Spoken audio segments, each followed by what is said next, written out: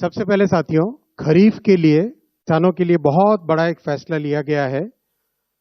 आप सब जानते हैं कि खरीफ की फसल में जिस तरह से पिछले 10-11 वर्षों में मैसिव वृद्धि की गई है एमएसपी की, उसी कड़ी में सीएसीपी की रिपोर्ट पर 2025-26 के खरीफ मार्केटिंग सीजन के लिए आज कैबिनेट में एमएसपी अप्रूव हुआ है।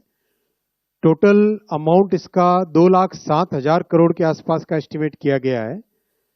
और जैसा कि प्रधानमंत्री श्री नरेंद्र मोदी जी ने प्रतिबद्धता दिखाई है किसानों को उनकी कॉस्ट के ऊपर 50% मिनिमम मार्जिन मिले, कम से कम मार्जिन मिले, उसका ध्यान रखा गया है। तो जितने भी क्रॉप्स हैं, हर एक क्रॉप के लिए कॉस्ट से 50% अधिक, कॉस्ट प्लस 50%, इस चीज का ध्यान रखा गया है।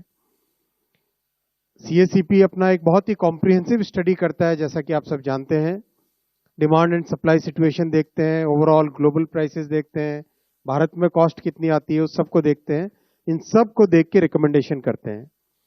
ये इंडिविजुअल क्रॉप्स की एमएसपी है, 3 भाग में है। पहला भाग है सीरियल्स यानी फूड ग्रेन्स, उसमें पैडी, ज्वार, बाजरा, रागी और मेज, इन सब की एमएसपी आपके सामने है। आप सब जगह देखेंगे जो कॉस्ट है, कॉस्ट ऑफ प्रोडक्शन है, और उसके बेसिस पे एमएसपी, कॉस्ट के ऊपर एमएसपी कितना है वो लास्ट कॉलम बहुत इंपॉर्टेंट है। कम से कम 50%, कुछ केसेस में 63%, कहीं पे 59% over and above the cost. ये बहुत ही इंपॉर्टेंट पॉइंट है।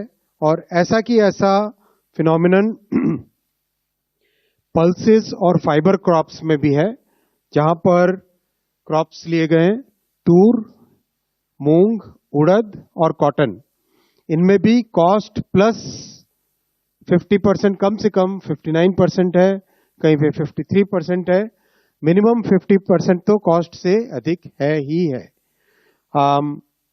तीसरा ग्रुप है क्रॉप्स का, यह है ऑयल सीड्स। ऑयल सीड्स में groundnut, sunflower seed, soybean yellow, sesame seed और नाइजर सीड, इन सब में भी कॉस्ट प्लस 50% का पूरा ध्यान रखा गया है।